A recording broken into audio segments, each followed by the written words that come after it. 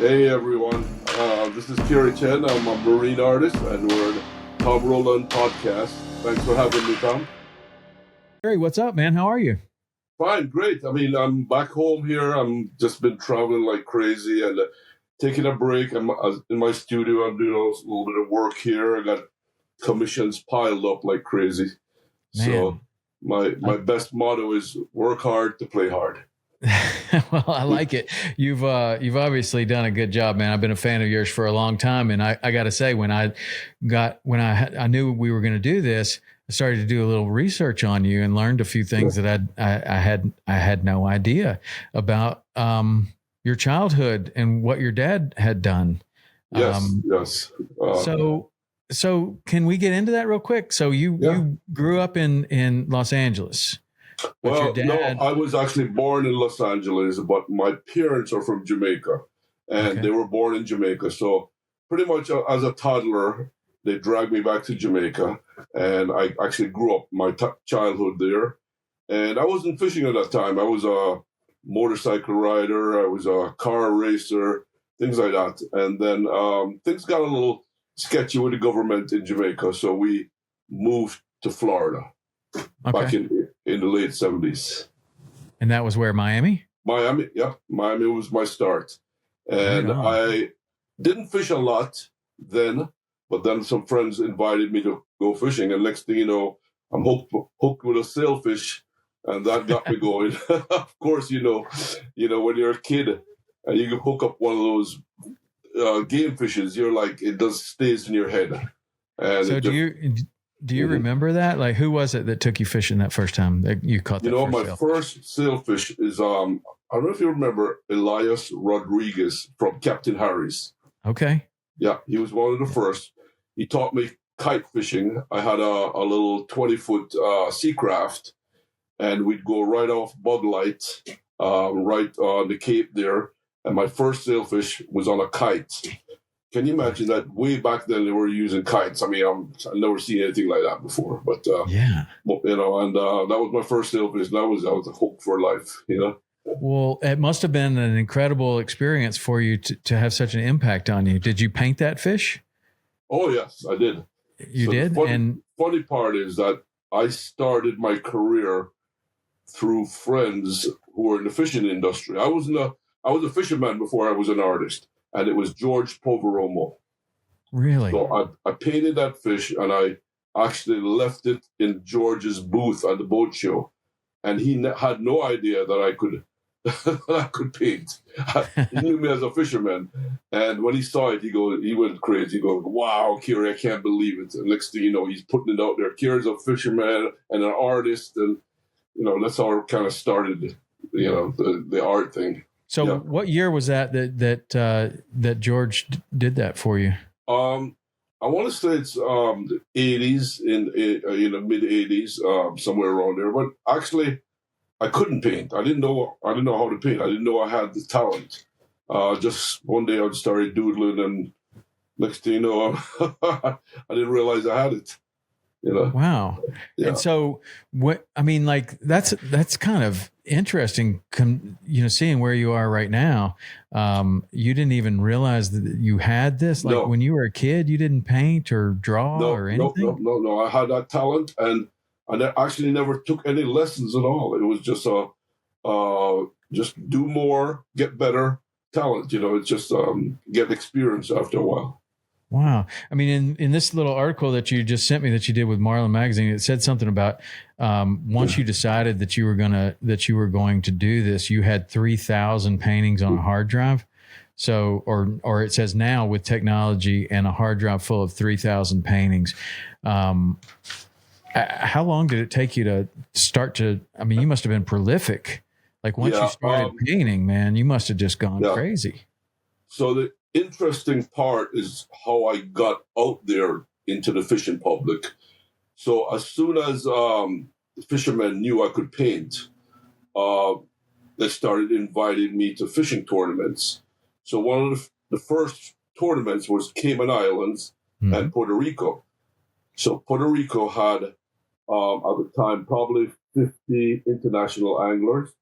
So when I got there and I was painting, they saw my art, and I got invited to every one of those tournaments afterwards.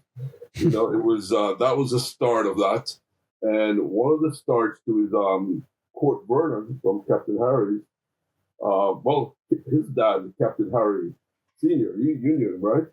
Yeah. Well, I know who. I don't know them. I don't know Captain Harry personally, but I'm certainly familiar with. So the business. Captain Harry Senior at the time, he saw my art and he said, "Why don't we put that on the cover of Captain Harry's catalog?" And at that time, it was primitive, kind of, right? But everybody was like, "Wow, that's awesome," you know. So they put it on the cover, and next thing you know, I'm getting calls from everybody. Hey, come to my tournament. Come to this tournament, whatever. And being from Jamaica, growing up in Jamaica, you can hear my accent. I've got the island lingo. Once I went to those islands, they welcomed me like I was island. So, I got along great with so I started off with like Puerto Rico, Cayman Islands, went down to Virgin Islands, all the way down to Martinique, Guadalupe, St. Lucia, Grenada, all the way down. And then down to Venezuela. Back in the days, Venezuela was one of the best fishing spots in the world. Unbelievable. So come around back, Central America, Costa Rica, Nicaragua, Guatemala, Panama, Belize, all the way around, back on the South America, Ecuador, Salinas. It's crazy. I mean, I did probably 60 tournaments a year. I lived out of a suitcase.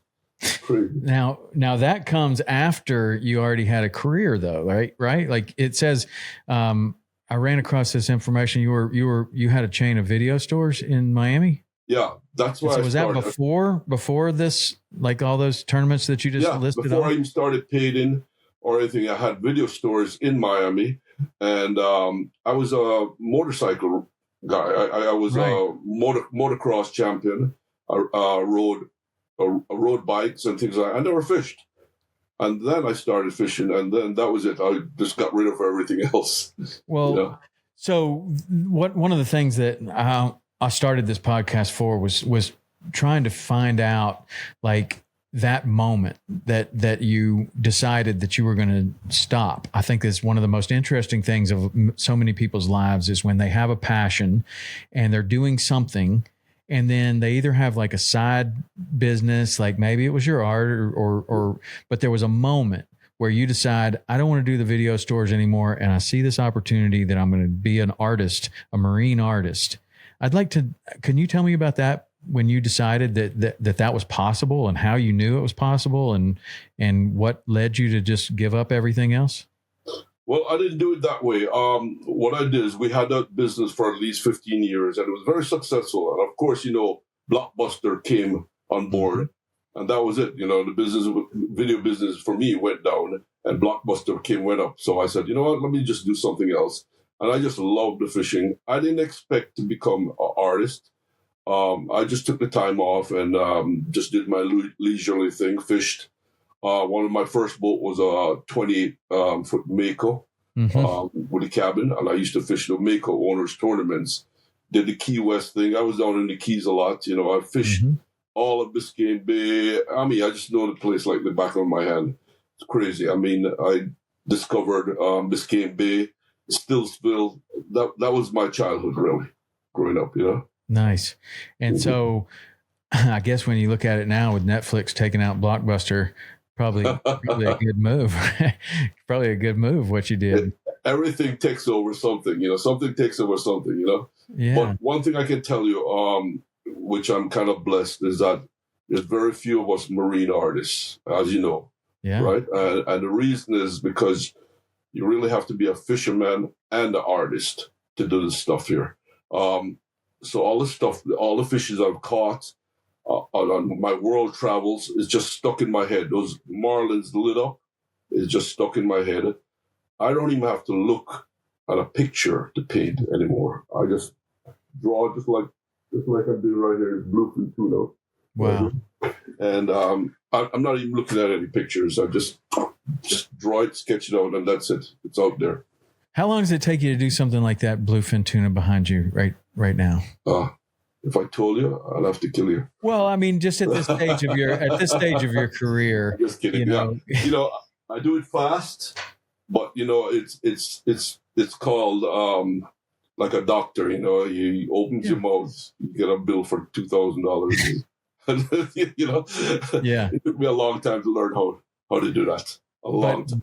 But compared to when you first started, like what would a piece like that have taken you? Oh, yes. So you wouldn't believe this. I get better and better. All these new paintings I'm doing I'm still learning. There's no limit to learning. You learn the colors, the little details on the fishes. Mm-hmm. I even do reef scenes with hog snappers and mutton snappers. I don't even look at a picture. Some people watch me paint and they go, "How do you know all that stuff?" So, well, just stuck in my head. Something that's cool. There. Yeah, that's cool. That's super cool. One of the things that I find interesting is that you've been able to, you've built like an empire, really. You really have. You've got the wine business. You've got, another liquor thing with Andros. What all do you have going on? Yeah, the Bush family. So I got to tell you a little bit. I didn't really build an empire yet. When I started fishing all over the Caribbean, that was my passion, really. And I said to myself, well, I want to make money while I'm doing this as fun. So I was making an income from fishing tournaments. So what they would do is buy the shirts, the trophies, pay for me to come there, and then I'd paint live, and then we'd auction our painting. So I got to fish the whole week, painted, and did what I loved. So I didn't really want to do that. Well, I did boat shows for 30 years, but it was stressful, very stressful. Miami boat show, Fort Lauderdale boat show, Palm Beach boat show, and it was a lot of work for me. And I said, you know what, I'm done. I just want to make a living while I'm fishing. So that's been what I've been doing for a while now. But now with the new technology, everything is on dropship and easier. So I can do it now, without doing it myself. Yeah. Wow. But how does it happen that you start to expand into these other verticals like wine and liquor and clothing companies, and like, how does that happen? Well, before I just started doing royalties, which is licensing, because licensing is so much easier. I have my art ready, and all I have to do is license to them, and I just get a royalty, which is something that's not going to disrupt my fishing. My fishing is more important, So I was doing that for years, and I kind of partnered with some not so great people, and it didn't work out. So for like almost 20 years, I just did fishing. That's all. I could have been a multi whatever millionaire, but I didn't care. I was doing what I loved the most, and that's the fishing and making a little living, right? But now that I've accumulated so much artwork, I just decided, you know what? Now it's time to put this on autopilot. If I can do that, and while I fish and travel, guess what? I'll do it. So I just started doing with a company, and they're going to be doing everything, the website, the dropship, everything. And I can monitor it from my website or anything, or my phone. Isn't that crazy how you can do everything on your phone now? It's crazy. Yeah, it is. And with also Starlink, I guess all the boats that you're on have Starlink, and so you got reception anywhere and everywhere. Yeah, you can work offline. A lot of my friends they're very successful business people, and all they're doing is working on their phone on the boat, and then when a fish bites, they run up and fight the fish, release it, come back in and back on their phone working. It's crazy. I mean, that's the way we couldn't do that back then, But now you couldn't even really do that long ago, honestly. I mean, really, 20 years ago, maybe there were cell phones, but the reception was terrible until like Starlink. What was it like on these boats that you were on? I mean, maybe there's internet, but certainly you're getting into places where you're just out of reach. It's changed the world. And, the thing about social media is it connects you to the rest of the world. I mean, most of my invites are from social media, you know. Mm-hmm. You guys see me what I'm doing, like, hey, you come and fish with me. Hey, you come and fish with me. Next thing you know, you're here, there, everywhere. I mean, this year was incredible. I saw that you were in Seychelles. Yes. Well, I was there this year. That was one incredible trip. Isn't it? I mean, what did you think about the Seychelles? Like, what did you do while you were there? So here's the funny part. You go online and you see Seychelles is all about beaches, the most incredible beaches in the world. Guess what? I never saw any of that. I fished with the bad company guys, and I just went on the boat and just went out fishing. That was it.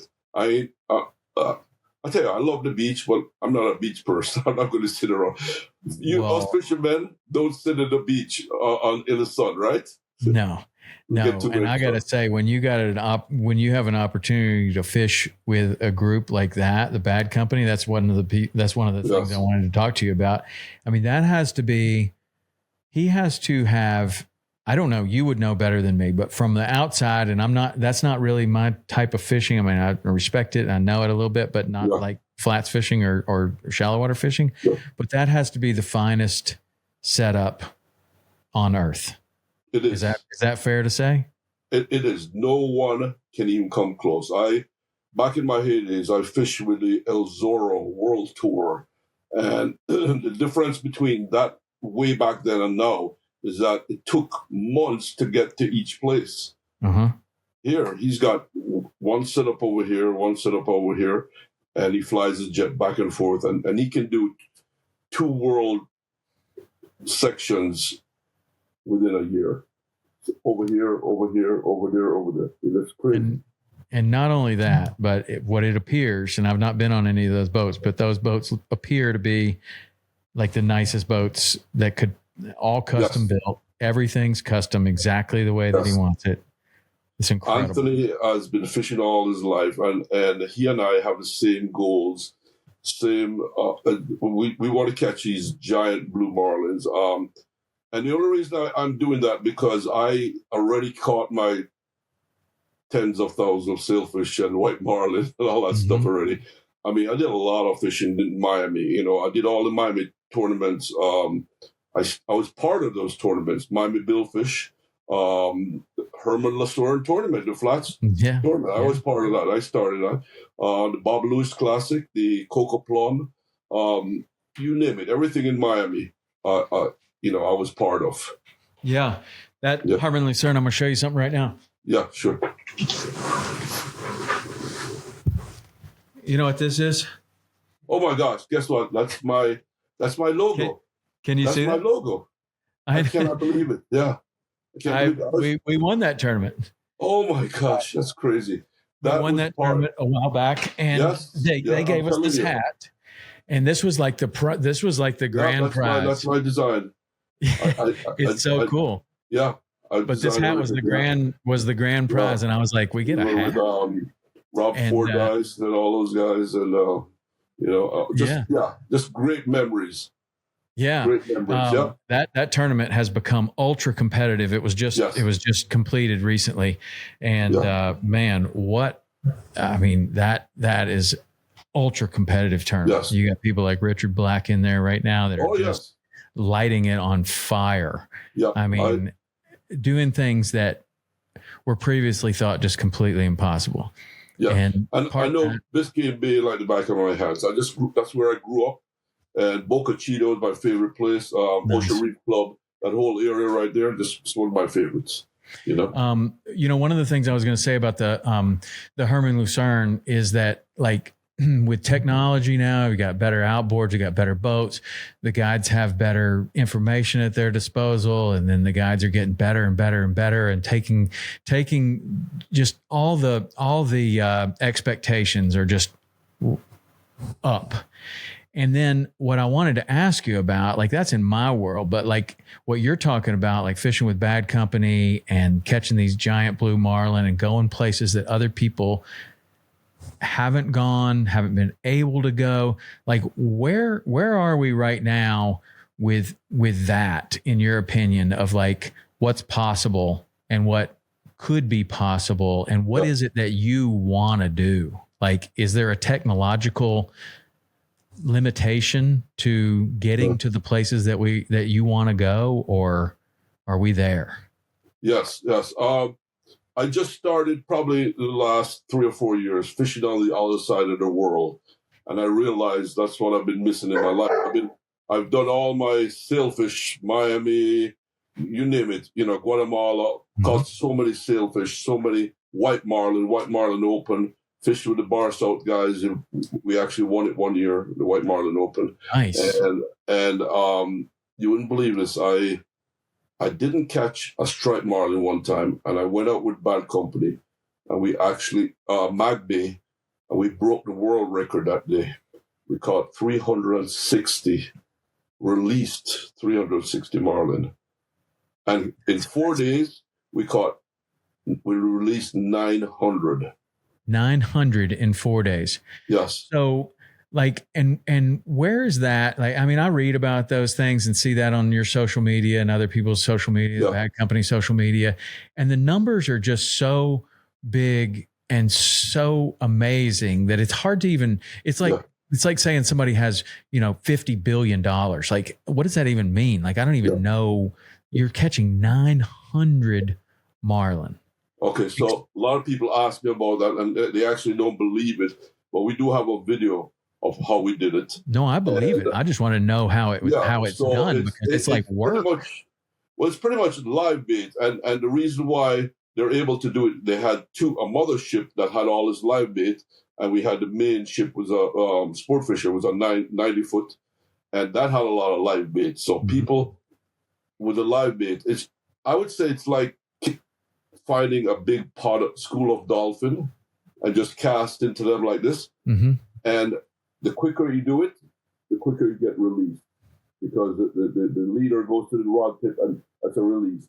And we did have Jack Vitek from IGFA with us to make sure it was all released. Of course, he disqualified a whole bunch.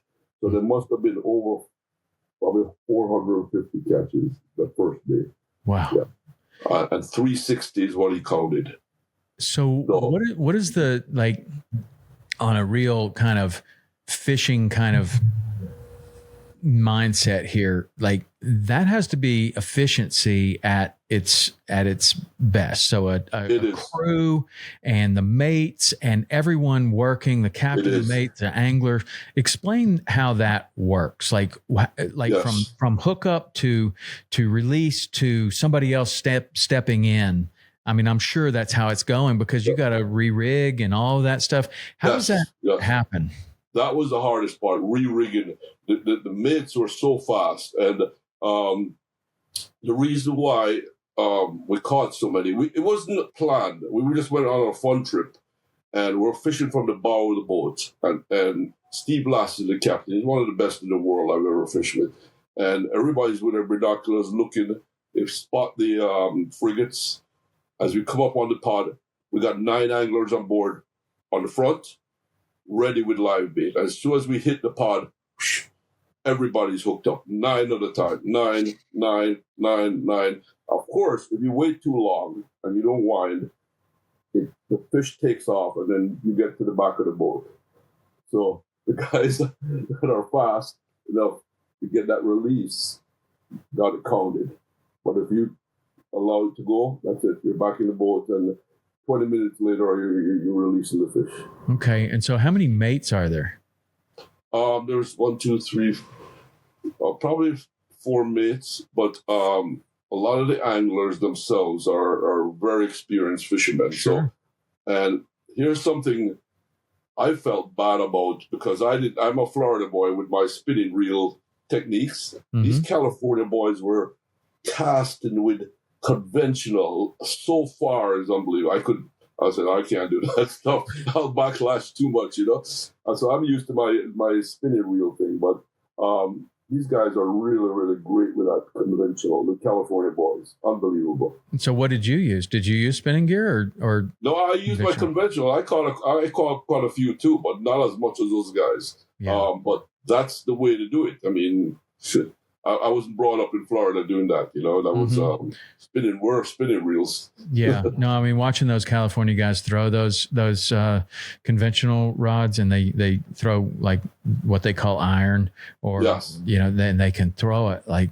It's crazy, yeah. It's crazy. I mean, Crazy. what they can do. I mean, it's kind of like, Yeah. I mean, it's almost like the difference between like somebody that spin fishes for something, and then a professional bass fisherman that's doing the bait capture. It's like a totally different skill, and thousands and thousands and thousands of casts, and they can do things that you can't. Like, yeah, you don't hesitate. If you hesitate, then you go to backlash. You right. just grab it and you know. And so so there's 9 anglers on board. Is that right? No, more? No, I mean, everybody's an angler there, you know. And right. There was at one point where we ran out of bait, and we actually had to run back to the mothership. So we could have caught a lot more if we had enough bait. At the end of the bait, Steve says, "Hey, there's bait under the boat." So we started catching them under the boat and pinning them on, and then catching the striped marlin. It was crazy. Wow. So a spot like that, like Mag Bay, how long has it been since that has been kind of discovered to the degree that you're talking about? It's been every year. There's a big mass migration of striped marlin that go through there, and it's about probably a couple 100 miles north of Cabo, and pretty much there's nothing out there. There's all desert, so you do have to anchor out there and stay out there for a while. You know, you can't really just go for the day and come back. Right? No way. It's very barren, and now I know why there's so many fish. There's nothing around there. There's no buildings or nothing. They just pass through there like crazy. Yeah. And so you got to have the right setup to even be there. Yes. And this wasn't a planned break the world record or whatever. I think it's somebody has broken it after that. But from our account, it was definitely one of the best days ever. As a striped fisherman. And so when you do something like that, and you got a guy like Anthony who's got the energy, the money, the equipment, the crew, the setup, the jets, the everything. What is it that he wants to do that hasn't been done before? Is there something? So he's like me. He all his life he's been catching striped marlin, white marlin, sailfish, everything. And he looks at me and says, "I don't want to catch another sailfish. I'd rather catch a mahi or a snook." You know, after he caught so many of them, he kind of like, let's go the next level. So the next level is big marlin. Okay, so there's very few of them left because, of course, they're getting depleted a little bit. The world record is 1402 caught in Brazil. That's over 30 years ago. That has not been beaten. And I think that's one of his goals, to see a fish over 1,400 pounds, which is possible, but it's like a unicorn because with so much overfishing and everything, it's be tough. But he has seen some fish that were probably the 1,200 pound range, getting close.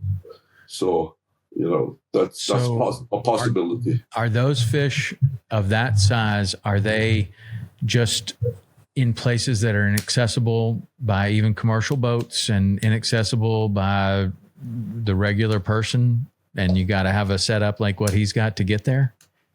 Well, through the history books, he looks at where all the biggest fishes have been caught, and really the equator is where they are. Those big fish go along the equator, and he's been satellite tagging. He bought a lot of satellite tags to tag these fish. They used to have them way back then, but the funding for Billfish now is so low because they're doing more bluefin tuna, red snapper, sharks, but marlin is kind of like off the list now. So he's put it on himself to do these satellite tags and see where they're going. And there's something surprising that he's learned in the last year or so, is that these fish are coming back in the same area. They're not really going far.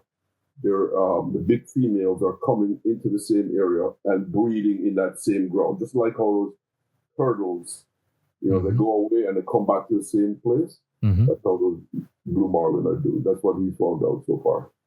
Very interesting. And so, what is he going to do with that information? Is that information that he keeps to himself, so it never gets out to the commercial fleet, or? Well, he's trying to tell people, please don't kill these marlin, the big ones, because that's your breeding fish. And there's places that used to have a lot of these big marlin, and now they don't have them anymore because they've killed them out. And that's what he's trying to do. I've seen him catch a few fish that he's released, and they're up to 1,200 pounds.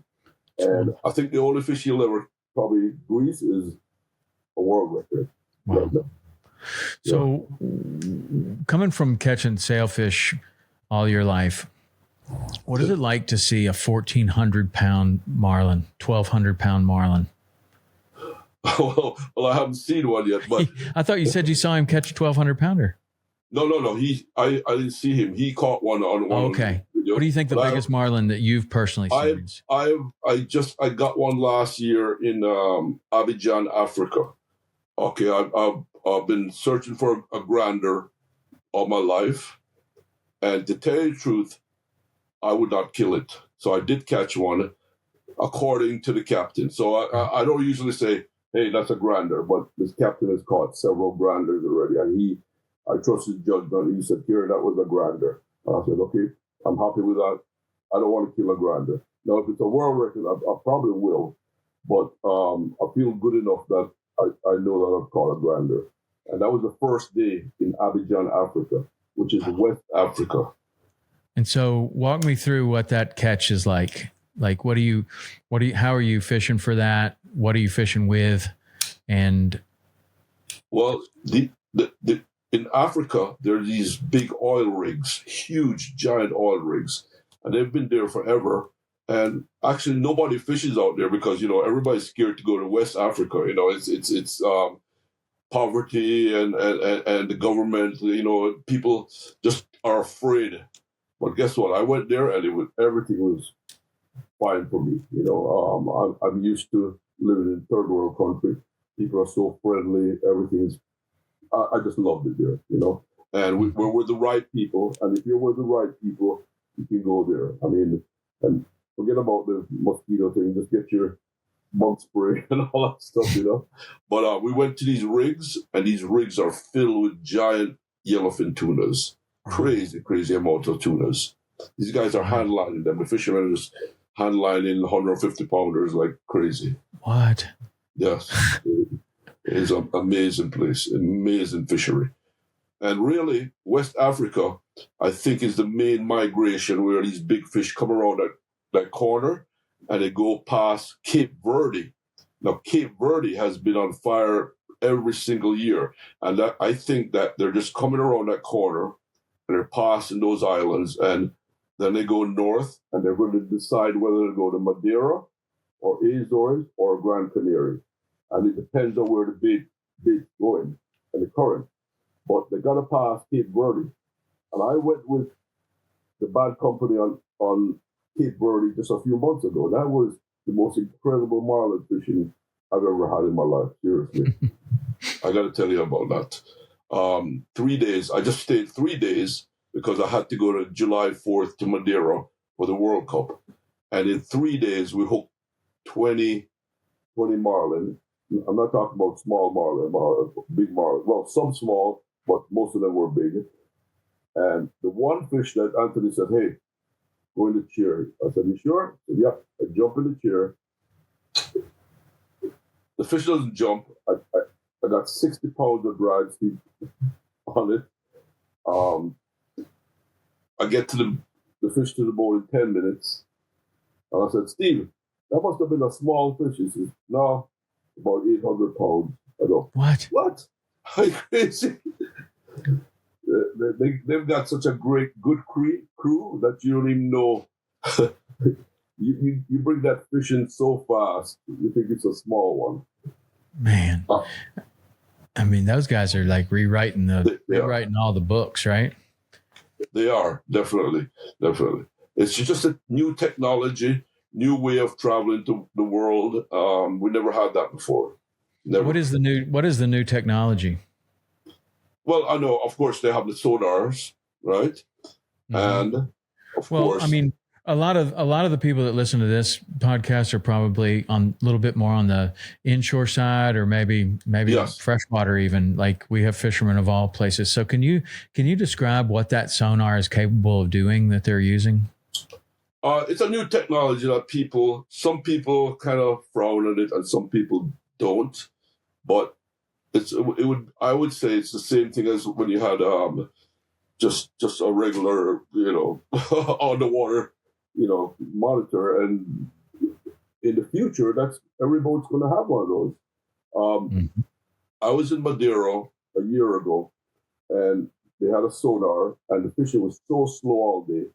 All of a sudden, the captain says, "Hey, I'm marking a fish. It's like 1,000 feet below." I said, "It's not interesting." But he followed that fish, followed it for like 15, 20 minutes. And then he said, "Hey, that fish is looking at our lure right now. It's coming up." And, I mean, probably 10 minutes before that fish came up, he says, "You better get back there now." So I get back there. I'm sitting in the back waiting, and he goes, "Oh, it's in 300 feet. Oh, it's in 200 feet. Oh, it's in 50 feet. Guess what? It's right there." And then he points the finger. I look over, the fish is on the lure, and I go, "Oh, gosh."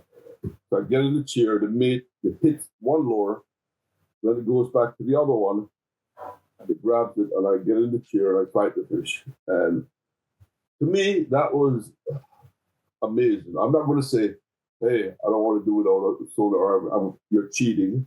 I would never do that, because I wouldn't have gotten a fish that day at all. Right. I don't know what do you think about that? I mean, what's your thoughts? Well, I mean, there's so many different things about the sonar in both offshore fishing, and then they also have this huge thing going on in bass fishing with forward facing sonar, and it's kind of the same thing. I think personally that it's a technology that's out there, and you can use it or not.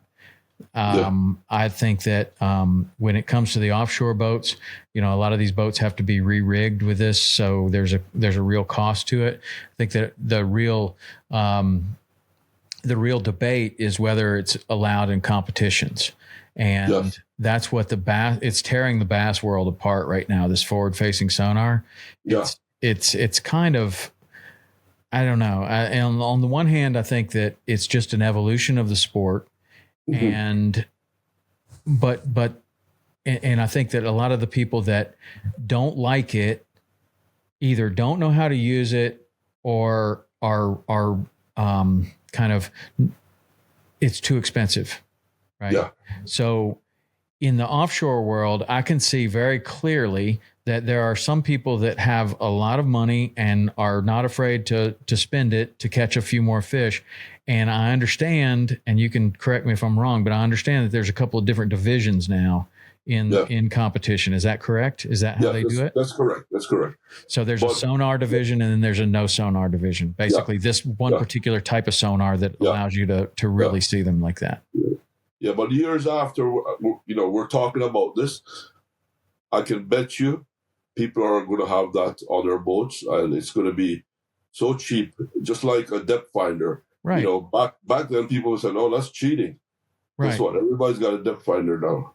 Right. And that's what's going to happen in the future. Well, and I think that's what's going to happen with forward facing sonar too. And I think that, like, if I don't know. I mean, that story that you just told about the sonar, like, there's another side of that. If you didn't have that sonar, you would have kept going, right? You would have run over that fish. The captain wouldn't have seen it. You would have kept going. You might have run into something else. You might have run into 5 fish. Who knows?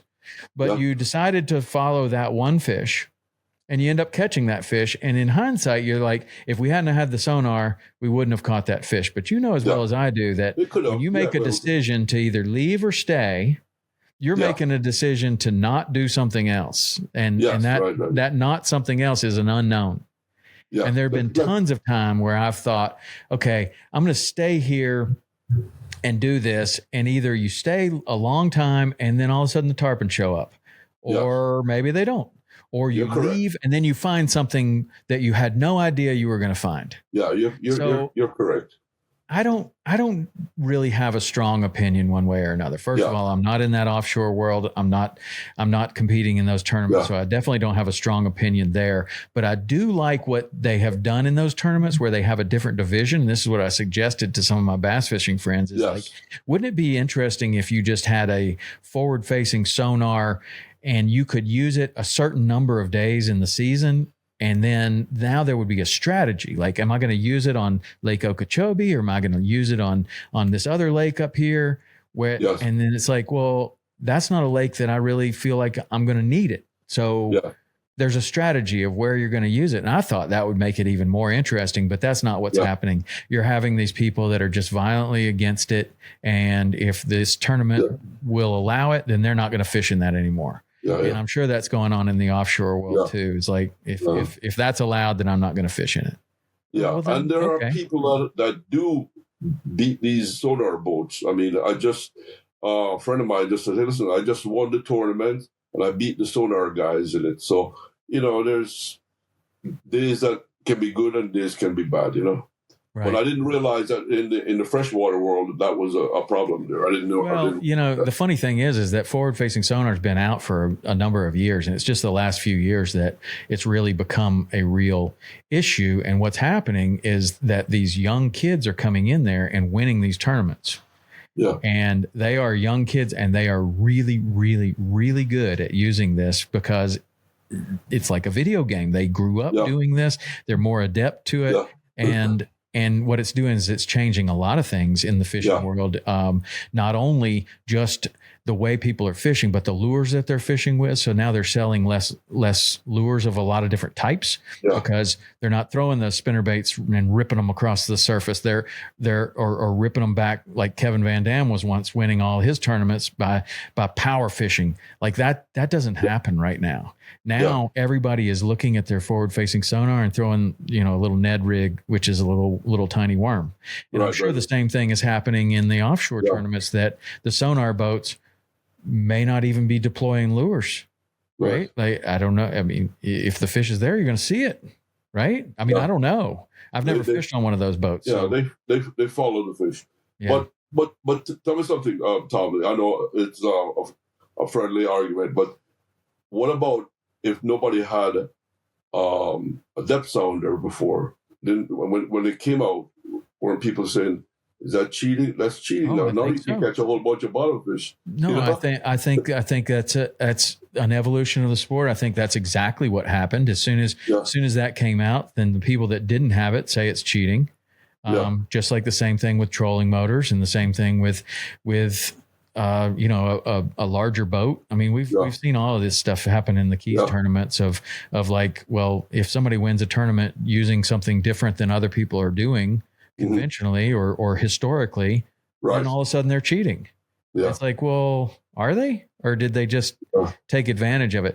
I don't know. What I really think is that if you want to be the best captain or you want to be the best angler, then you need to be good with everything that is at your disposal, just like what you were saying about the conventional reels. So now, but before you go back on that boat, you're probably going to practice with a conventional reel because you saw this is a really, really valuable tool and something that I'm not really that good at. So I'm going to go out and I'm going to start practice casting this thing. You're right. And it's just like fly fishing and spin fishing and all of those things. Like, I don't think that you're going to be a really complete angler unless you can do all of it pretty well. Right. I mean, that's what I want to do. Yeah. And let's see in 10 years when we come back here and start talking, if those sonars are going to be on every boat. Well, what's going to happen is they're going to become less expensive, just like everything else, just like a GPS, right? Yeah. Like the first GPS that I had on my boat was super expensive and it was terrible. It didn't have a map on it. Like, it was terrible. Loran, what are you talking about? Loran. Yeah, Loran. Like you're going out with Loran and using a stopwatch to help you. Those kids are going to ask, what's Loran? Right. Say, you mean Lawrence? Right. Oh, no, there was something before Lawrence. I had the Lawrence with the paper chart. Uh-huh. Did you have that? That is old school. My the paper chart with the graph. My I still have some of grandfather those. had that. He was a bass fisherman, and he had the paper chart on his little bass boat. I know I've seen that. And then he had the color flasher too. Did you have one of those? Like the Yep. I still use that for ice fishing. Ink thing that went up and down and made a chart. I got those rolls somewhere, sitting somewhere. That is old school. Yeah, that is old school for sure. But we'll see when we talk in another 10 years. We'll find out what the hell is going on over here in technology. Yeah. So where do you think that I mean, I guess where you think is that everybody's going to have it eventually, and it won't be the bait anymore? Well, it's going down in price for sure. I mean, when it first came out, it was like astronomical. Now it's like half the price, and I'm sure in a couple of years it's going to be less and less and less.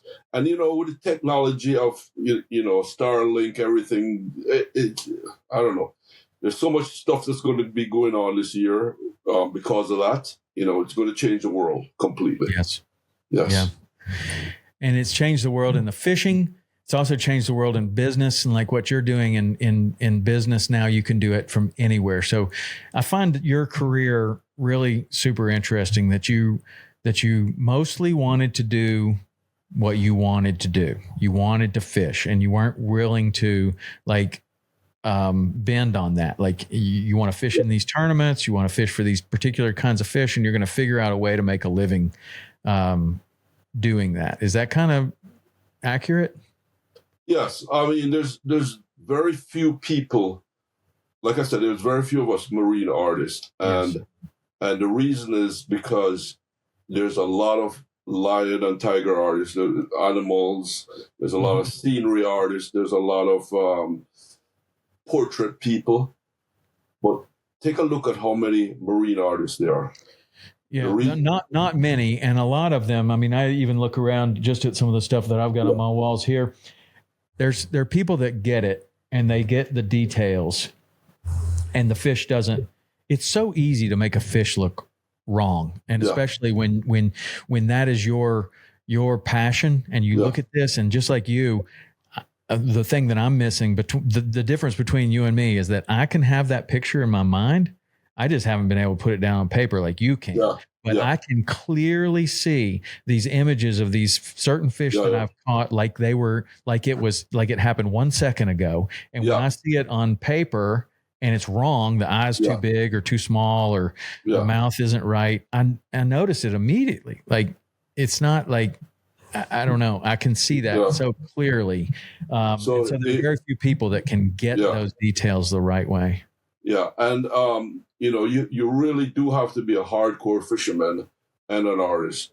People who are the best artists in the world, I don't care how good you are, if you don't know how that fish looks, you're not going to be able to paint that fish the way we see it as fishermen.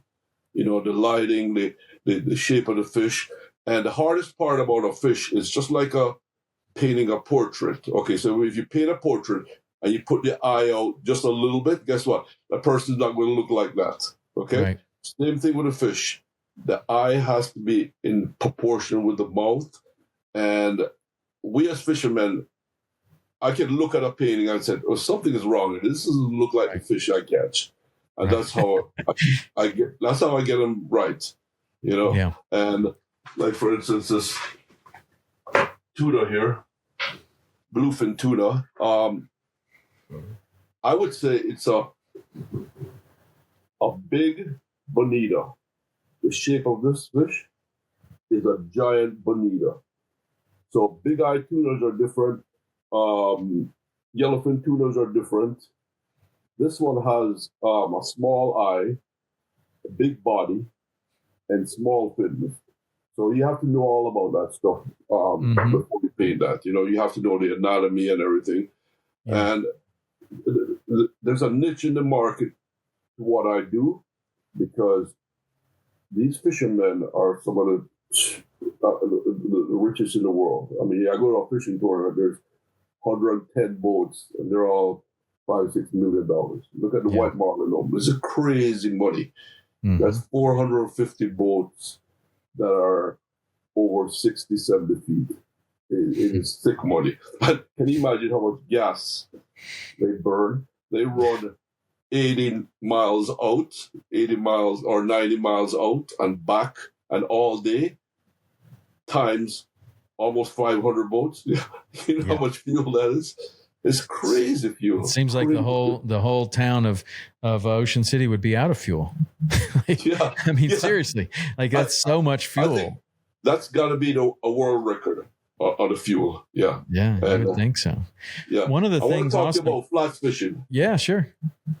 Because how was your trip in Alphonse? It was amazing. It was really fantastic. But I didn't go to Alphonse. I went to Providence, and Providence is even a little further out and a little bit more like primitive. I think there's only one operation running out there, so we had a mothership. It was fantastic. It was beautiful and pristine. It was. We were out there. We were there too. Yeah, just a little bit before us. I remember seeing those posts, and it was a couple months before. I was actually getting ready for my trip, and saw your posts out there. The trevally is an incredible fish. We caught so many of them. I bet you did. I bet you did. They were a nuisance after a while. I'm sure they were. So the dog tooth there were so many dog tooth there. It's crazy. We did catch those. We on the way in, we trolled for groceries, and we caught a couple of dog tooth, which was the first one of those I'd ever seen. And that's a fish that I've been wanting to catch that fish since I saw a picture of Robert Trossett catching one of those in like Saltwater Sportsman magazine 20 years ago. He went on some long range trip, and I was like, one day I'm going to catch that fish. Yeah, that was my bucket list too. Yeah, it's a crazy fish. I mean, like a tuna with mackerel teeth, like amazing. Like I really thought that was great, but just the Seychelles it was beautiful. It's a long way, but it was worth it. I mean, I really enjoyed it. I like the triggerfish probably as much as anything fishing for those. Triggerfish on the flats, right? Yeah. And did you catch a bumphead on the flats? I did catch one of those. Oh yeah. My God. That looked amazing. They are really cool. It didn't fight like I thought it was going to. But the whole setup, you see these things and you can wade up to them and you throw out in front of them and you're just barely moving it. And, occasionally they'll pick it up. I threw it a bunch of them and only caught one, but the one I caught was really big, and I didn't get a great picture of it. I had a video because I had a chest GoPro on. And so I get the thing in, and I'm looking at it, and the guide and the boats are kind of away from me. I was on my own. And so I go ahead and take the hook out, and I've got it on my GoPro thing, but then the thing kicks out of my hand. Oh my God. I'm trying to catch up to it and run after it. And that was my video and my picture of the thing. So what's amazing is, are the permits the same as the ones in Florida? Well, we didn't have permit in Providence. No one saw a permit there, but they do catch them in Alphonse. And I think that they're probably the same permit that are in Australia, which is kind of has a little bump on its nose. It's a little slightly different. I went to Australia and caught those a long time ago, and I thought they were easier than the Florida permit, but still quite a challenge. I went down there for that. That's a place that I would love to go back. I did a mothership trip in Carpinteria.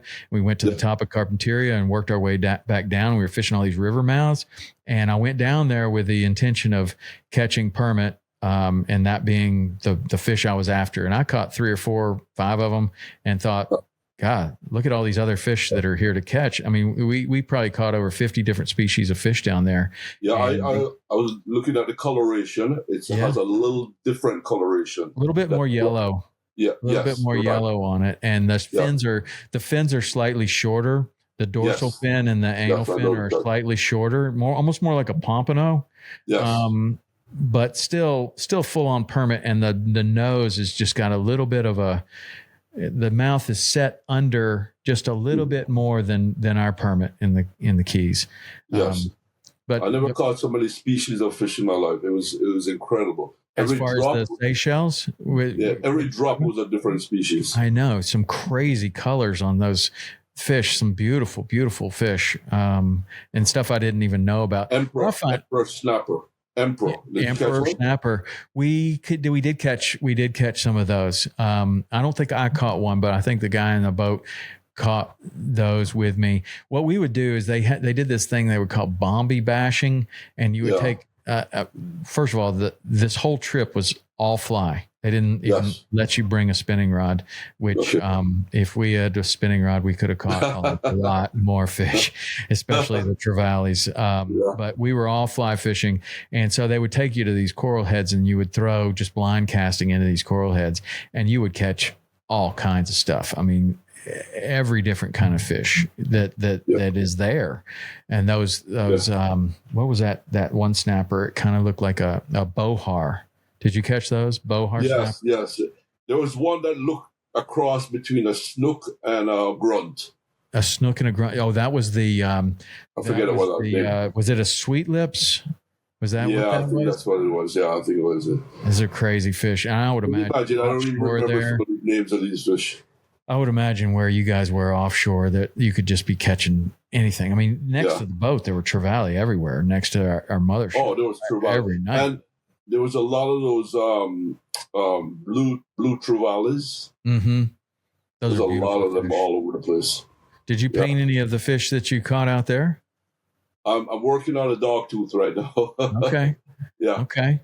But the amazing thing about that trip, I didn't tell you this, but I flew all the way to meet Anthony on the bad company. They had the new 175 there sitting in Seychelles and the 46 release. So I flew all the way there. And when I got there, Anthony texts me and says, Carey, I had to go back home. I says, why? They broke into my house. They stole everything out in California. I go, what? He says, well, just go out with the guys, enjoy yourself. And I go, what? So I had the whole fleet to myself that week. Oh my God. Crazy. Yeah, it was crazy. Wow. I mean, I felt bad. I wanted to fish with Anthony, but he says, hey, just jump in the chair. We'll do whatever we want. I said, all right. And we actually bottom fished mostly. Bottom fish? And are there, what's the marlin fishing like there? Is it good? There was good marlin fishing, but they were not the giants that he was after. Mm-hmm. I got one that was about 400, and that was it. So we said, let's bottom fish. So we started bottom fishing. And so when you're bottom fishing in an area that probably gets zero pressure, I mean, I would imagine that no one is bottom fishing there. It is crazy. You don't even know what you hook up. Every time you bring in something, it's something different, completely different. Yeah. I mean, this is how good it was where we were. And it made me think, like, this is what the Keys used to be like, maybe in the 1800s, where you could get out to a place. They were taking our fly rods. And if we got bored or weren't catching any fish or had a half an hour before we needed to be back for dinner, they would say, "Hey, do you want to go over here and see if we can like you could troll around or ride around and see if you could see a sailfish, or we could just throw here and see what we could catch on the bottom." And so I was like, well, my experience in Australia was when we dropped to the bottom, we caught all these different fish that I had never seen before, and I wanted to do that. And so they just put a big weight on above the fly, and then just drop the fly down. You're just dropping a fly on a fly line down to the bottom in 30 feet of water. And every time you're hooking some kind of crazy grouper or something that you'd never seen before. It was wild. And I'm like, this has no bait on it. This is like the worst looking rig I've ever seen. And every drop is something new and big and wild. It was unbelievable. That fishery is unreal. And the offshore fishing, I didn't tell you this, but right after, when I got back to Seychelles itself, I was ready to go home, and one of the captains that I knew, Josh, from New Zealand. His boss had these boats sitting down, an 82 Viking that the boss hardly used because he's so busy at work in Dubai. He says, Carey, let's go fishing. I go, all right, I can't say no. So I had this 82-foot Viking fishing for a couple of days, and it was unreal. The offshore fishing, I'd never seen so many different species, and the bottom fish. We offshore, then we bottom fish. We offshore, but back and forth. We caught sailfish, blue marlin, wahoo, mahi, every single bottom fish species there. It's crazy. A full day. I've never seen a fishery like that ever. It's incredible, and I would imagine that is partly that the location is perfect and the water quality is excellent, but I got to think that it's also no pressure whatsoever. What I was scared of when I looked at the map, I saw Somalia right there. And I said to the captain, what about Somalia? He said, don't worry, we're just going to stay off the coast. Well, if they see you, then there's no problem. Yeah. If they don't see you, that's okay. Well, I think things changed after that Captain Phillips, incident there, and I think exactly. that not as aggressive as they once were. But the operation that I was on was taken by pirates at one point. I saw a video about that. So that's the same group that I went with, and they got pirated. And, they held the crew hostage. Yeah. And they paid for them. The government paid to free them. I saw the video. Mm-hmm. That is crazy. These guys, I tried to ask them about it. They didn't have a lot to say about it. I'm going to tell you quickly. When they saw the Somali pirates coming, they got the customers off real quick. And they stayed on there. And then the Somalis captured them. And they were in capture for about 2 weeks. Wow. And then the government paid them. They got away with it. Jeez. So look for the video on YouTube. You'll see it. Yeah, it's scary. It's scary, and I would think that once that happened, a lot of people, like, that was the hottest destination to go to, and then all of a sudden people just weren't really as excited about going there for a while. But my experience was that we not only did we not see any pirates, we didn't see a single other boat at all. Yeah, no, of any kind. Yeah, nothing. We didn't see anything at all. No. I mean, people are scared to go that way, and I didn't see anything. I love Seychelles. Seychelles is such a beautiful island.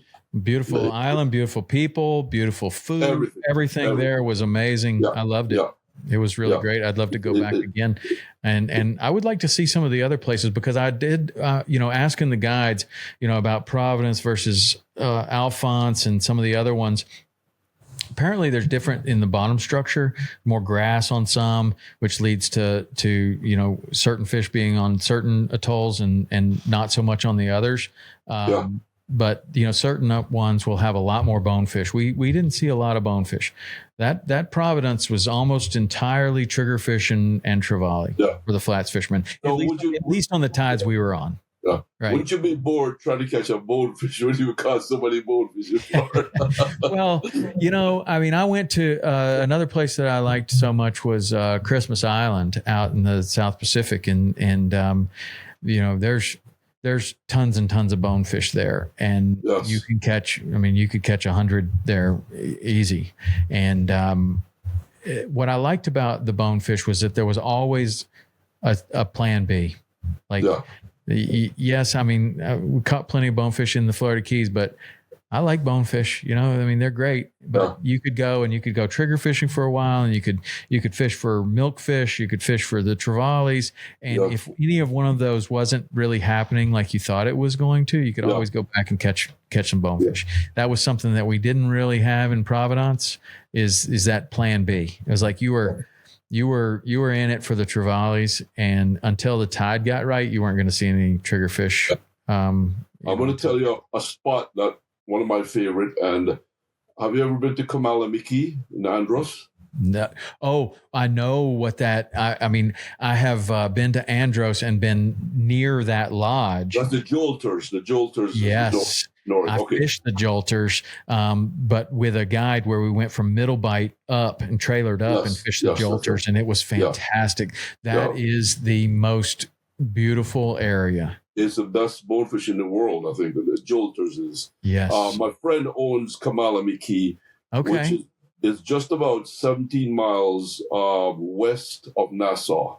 Okay, if you look at the map of Andros. So 30 years ago, we were going through the Bahamas, and he found that strip of island 3 miles long. It's a barrier island. It's got water on one side and water on the other. It's just a strip that goes out 3 miles long. So he bought that, and it took him 30 years to get it going, and now it's one of the top resorts in the Caribbean. But here's the coolest thing. I go there at least 5 times a year. He just says, come on over. You can take a golf cart and drive down the strip and bonefish. Oh. So you drive along, you see the bonefish, you jump out of the cart, and you run over there, and when you fly around, and you catch a couple, and you go up another one with your golf cart and catch a couple more. It's crazy. You don't need a boat. That sounds amazing. Yeah, it is. I mean, there's so much incredible fishing over in the Bahamas. It's wild. But I haven't been to that Kamalami Key. I've heard of it. Kamalami Key. Okay, I'll give you the information later. Yeah. But here's the craziest thing that ever happened there. The guys were fishing the Jolters one year, and my friend Brian, who owns it, sends me a picture, says, look what they caught in the Jolters. Guess what it was? A big 300-pound tuna. What? I said, where did I catch it? He says, in the Jolters. I said, what happened? He said, well, the bonefish guy is going along, and he sees this fin going up the channel, and they look, and it's the giant tuna. So they took the flats boat and rammed it and put it on top of the flats boat. And he said, wow, look. He said, look at this 300-pound yellowfin tuna. I says, I hate to tell you that. That's not a yellowfin tuna. That's a big-eyed tuna. A big eye? It was a big-eyed tuna. Wow. So I thought about it a couple of times. I said, well, it makes sense. You look at the map. The drop-off is on both sides of the Jolters. So you're thinking this tuna probably coming across and hits the flats instead, chasing bait or something, and gets lost up on the flats. But that was crazy. Have you ever seen something like that personally? Well, or just some kind of crazy, weird fish in a place that it shouldn't be? Well, I've seen a lot of, for some reason, big-eyed tunas get lost a lot. I've seen them in the canals in the Keys. They get lost in the backcountry there. You never saw there's a couple of videos of where they're catching the big-eyed tunas in the channels in the Keys. That's wild. No, yeah, I haven't seen that. I saw shallow water fish. For a while, people were getting videos from the bridges, and there was it could have been a big eye. They were calling it a yellowfin or a bluefin, from the bridge, but they were big tuna under the bridge. It was big eyes. I saw it. You think those were big eyes? They're big eyes, yeah. For some reason, they go in shallow water, just like bluefin tunas. They come up in the shallows. They'll go across Island Marauder every year in the flats, and they guys that have the kites up, they just hit all of them there and mess them up. Wow. Giant. Occasionally, it only happened maybe once, maybe twice.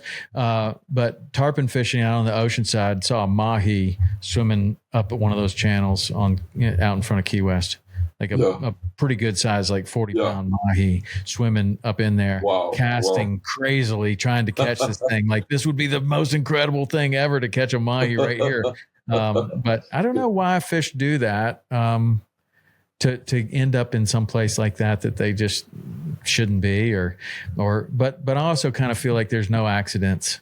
Like, if that's what happens and you see it more than once, then that's something that those fish do on the regular. You just don't see it very often.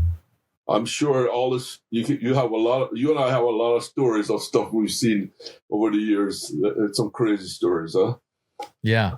I mean, yes, for sure. And I'm sure you have some crazier ones than me, because as you go further and further out, like with people like Anthony and fishing on these places where no one has been, you're going to see crazier and crazier things. It's some crazy stuff I've seen.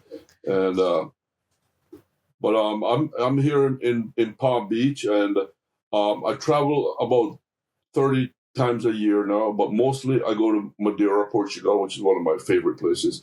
I mean, the fish is not the best. You know, it when you catch one, you're going to catch a really big one, but you got to be patient. Mm-hmm. But the Azores and Madeira or Portugal are some of my favorite places. That's awesome. And so you're traveling 30 times a year. Yeah. One of my other places is Galapagos, which is, have you been there? No.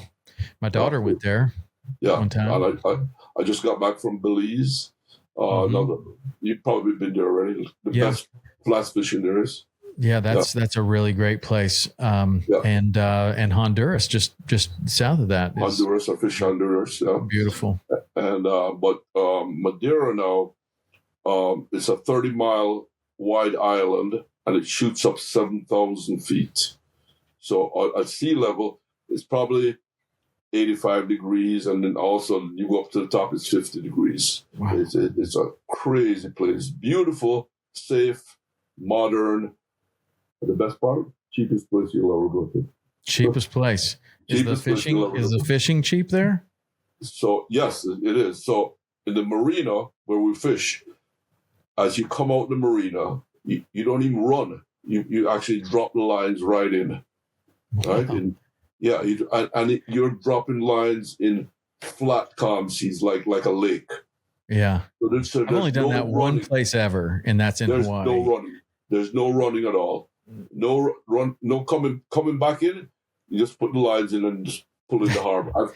I've caught 2 marlin right in front of the marina, about 500 and 600 pounds. Wow. Within 10 minutes of just going out marina.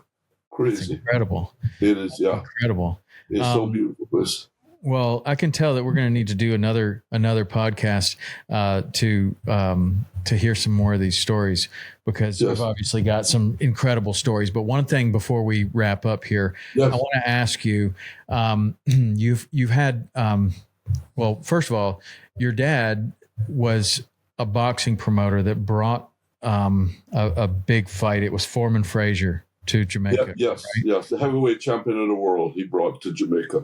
That's incredible. And you had this incredible childhood of seeing, Muhammad Ali, George Foreman, Joe Frazier. There was talk of Bob Marley, and you're kicking soccer ball in your yard. Like, what is it like growing up like that? Like, that's an amazing childhood to watch that. Yeah, my dad was a very, very successful man in Jamaica, and he was a boxing promoter. And to bring the heavyweight champion of the world to a third world country, you got to have some big connections. His best friend was Sugar Ray Robinson, which is another famous fighter. And because he went to Vegas and he hung out with the Rat Pack, Dean Martin, Frank Sinatra, Sammy Davis. I got pictures with him and Sammy and just so many celebrities. So when I was young, I met all these people.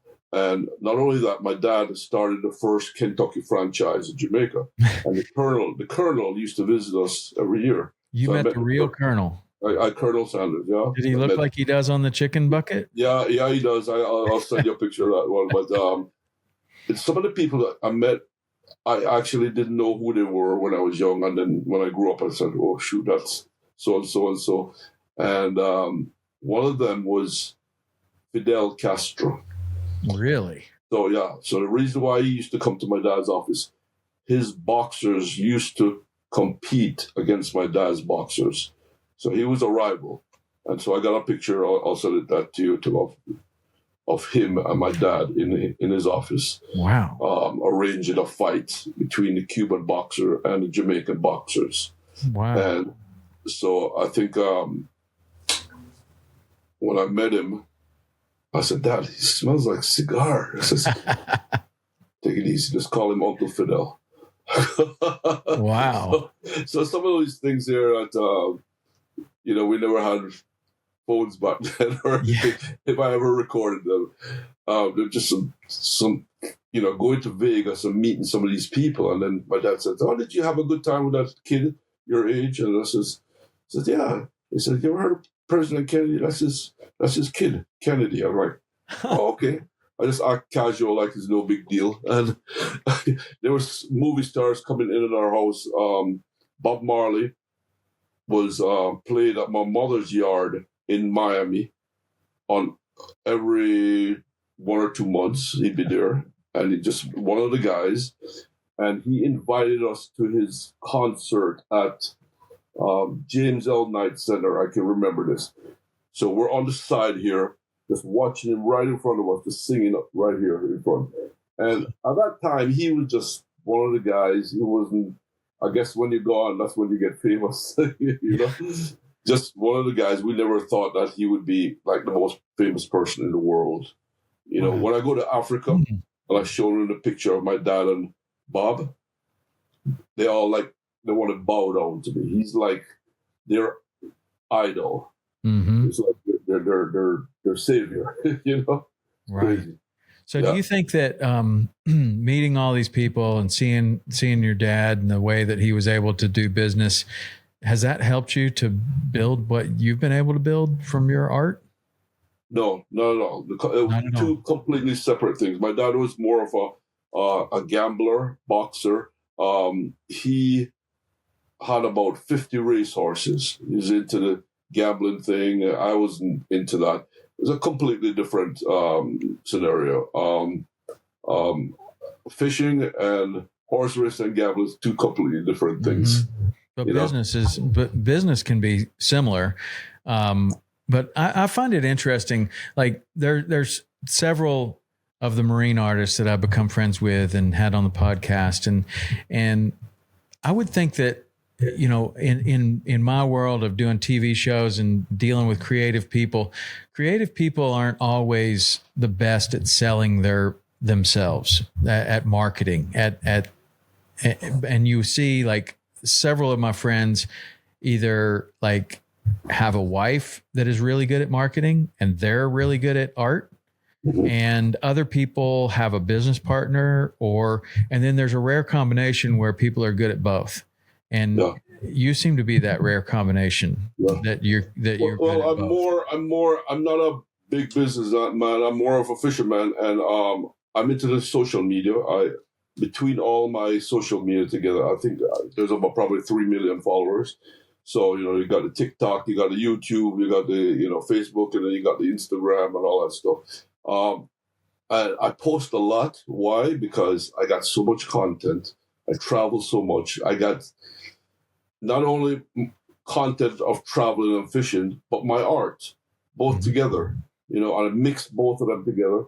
I actually put more fishing than I put my paintings. You know, right now we're building our new merchandise line, clothing, all kinds of things on the website.